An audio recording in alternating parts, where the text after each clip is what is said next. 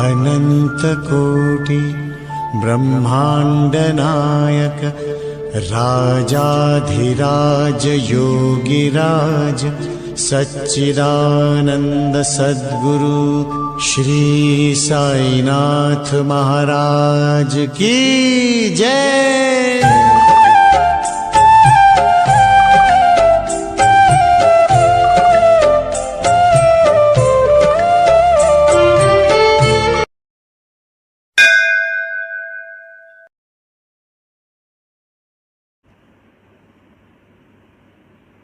ओम साई राम। मैं अहमदाबाद से गीतांजलि बोल रही हूँ, साई दीदार चैनल से बोल रही हूँ। मेरा एक एक्सपीरियंस गुरु पूर्णिमा के दिन हुआ जो मैं आप सब लोगों के साथ शेयर करना चाहती हूँ। गुरु पूर्णिमा के दिन हम हमारे कुलदेवी भवानी माँ का दर्शन करने निकले कि चलो माता जी का दर्शन करके आते हैं।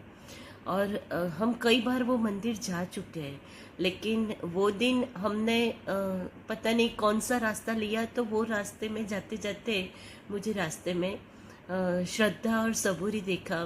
तो मैं दौड़ के वो साइड गई और देखा तो वहाँ बाबा का मंदिर, एक चौक में सुंदर बाबा की मूर्ति थी और बाबा वहाँ पे विराजमान थे और कोई नहीं था वहाँ पे। मैं जाके इतने अच्छे से मेरे दर्शन हुए, मैंने मेरी सारी दिल की बातें और बहुत अच्छे से मैंने बाबा के दर्शन किए और उनका बहुत उपकार माना कि बाबा आज गुरु पूर्णिमा के दिन आपने मुझे ऐसे दर्शन दिए। कब से शिरडी जाना चाहते थे कि लेकिन अब ये लॉकडाउन में मंदिर तो खुल ही नहीं रहा है, तो शिरडी जाने का हो ही नहीं रहा है। और जब मेरी बेटी का हम वीज़ा लेने गए तो मैं बॉम्बे तक गई थी, तब मैं बाबा को बोल रही थी कि बाबा मैं आपके इलाके में तो आ गई हूँ लेकिन आप तक पहुँच नहीं पा रही हूँ।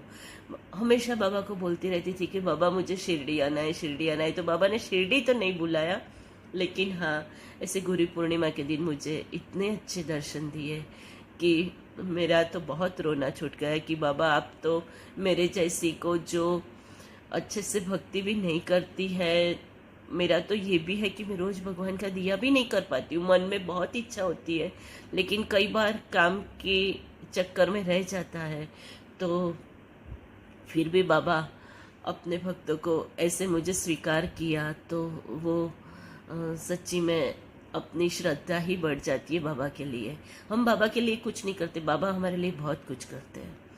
और पीछे जो एक आपको बाबा का स्वरूप दिख रहा है, वो मैं सब्जी लेने गई तो मैं ऐसे ही बाबा का स्वरूप लेके आ गई कि वो मेरी जो पहले वाली मूर्ति थी, जो स्वरूप था बाबा का, वो नीचे से थोड़ा खंडित हो गया था। तो मैंने सोचा कि मैं नया स्वरूप ले लेती हूँ। फिर मैंने बस मेरे मंदिर में रख दिया। फिर मैं जब मंदिर में बैठी तब मैंने सोचा अरे मैं पहले तो बाबा को ऐसा बोल रही थी कि बाबा मुझे है ना, अगर मेरी श्रद्धा, अगर मेरी भक्ति अगर आपने स्वीकार की है तो बाबा मुझे, बाबा का हाथ ऐसे गोदी में रखा हुआ था लेकिन ऐसे वाला हाथ वाली मुझे बाबा का स्वरूप चाहिए।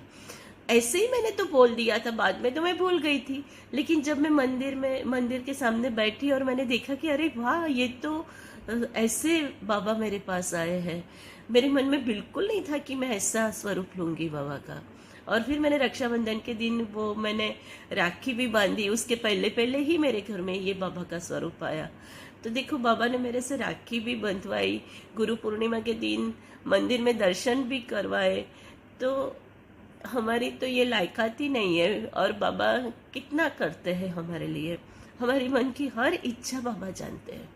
और मेरा तीसरा एक्सपीरियंस ये है कि मेरा बेटा यूएस में है। अब बच्चा इतना दूर और हम इतने दूर, तो बहुत चिंता लगी रहती है। और उसको जॉब के लिए अमेज़ॉन में ही जॉब का था कि मुझे वहीं पे जॉब चाहिए, और वो बाकी सब जगह पे इंटरव्यू देने में जरा भी इंटरेस्टेड नहीं था। और अमेज़ॉन में वो बहुत मेहनत की उसने। अब 15-20 दिन हो गए थे, कोई आंसर नहीं आ रहा था, तो वो इतना टेंशन में था।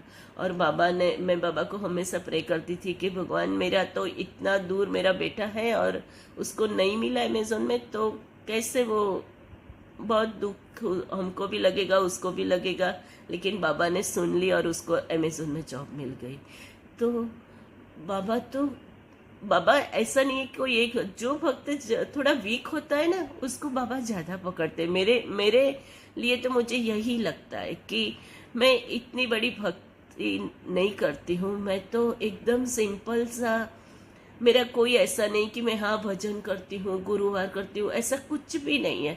फिर भी बाबा की इतनी कृपा दृष्टि मेरे पे है। हाँ, लेकिन मैं बाबा पे श्रद्धा बहुत रखती हूँ और बाबा के रास्ते पे चलती हूँ। देखो, हमारा जीवन बाबा ने दिया है, बाबा ही चला रहे हैं और बाबा ही उसका एंड करेंगे। अगर ये सब हमारे हाथ में नहीं है तो क्यों चिंता करने की, वो सब बाबा देख लेंगे ना।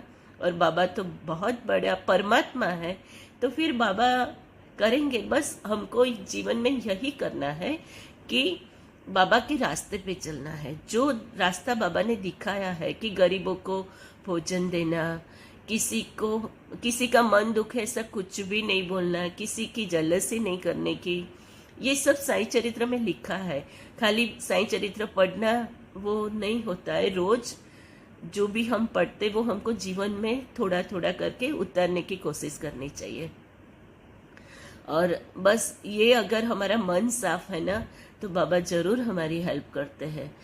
तो बस बाबा के रास्ते पे चलते रहिए। बाबा का साईं चरित्र का नहीं हो सके तो एक चैप्टर भी रोज पढ़िए, उसमें से कुछ अच्छा मिलेगा। और हमारा जो मन में जो कचरा होता है ना, कि किसी के लिए कुछ गलत फहमी या कुछ गलत सोचना, ये सब धीरे धीरे ये सब कम होता जाता है। फिर हमको बाहर की चीजों से ज्यादा कोई फर्क नहीं पड़ता। कोई हमें कुछ कह गया, ऐसी बातों से कोई फर्क नहीं पड़ता। हमारा मन पवित्र करने के लिए, मन क्लीन करने के लिए साईं चरित्र बहुत जरूरी है।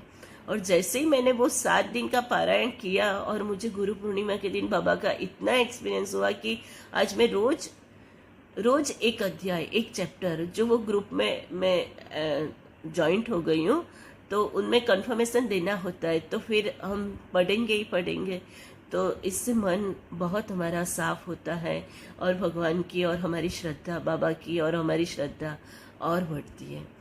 तो प्लीज़ मैं आप सब साईं डिवोटीज को बोलती हूँ, आप साईं चरित्र तो पढ़िए ही पढ़िए, तो उससे आपके जीवन में आपको बाबा के बहुत सारे चमत्कार दिखेंगे। और मैं अनु दीदी का भी बहुत उपकार मानती हूँ कि मुझे कोई भी प्रॉब्लम होती है, कुछ भी है, तो मैं अनु दीदी को व्हाट्सएप करके बोलती हूँ तो वो जवाब देती है। और वो ये बात होती है ना कि सब साईं डिवोटीज ऐसे ही होते हैं।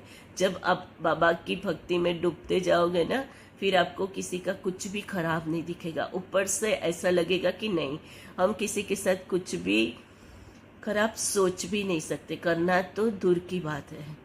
तो बस मैं सबको यही कहती हूँ कि बाबा का एक्सपीरियंस साईं चरित्र श्रद्धा से पढ़ने से बहुत अच्छे से एक्सपीरियंस होते हैं और बाबा हमारे और नज़दीक आते हैं। हमारी लायकात नहीं होती है ना, वो भी बाबा हमको देते हैं। तो बस बाबा से जुड़े रहिए, बाबा की भक्ति करिए और साईं चरित्र पढ़ते रहिए। और अनु दीदी को बहुत बहुत थैंक्स। साईं बाबा, जय साईं बाबा।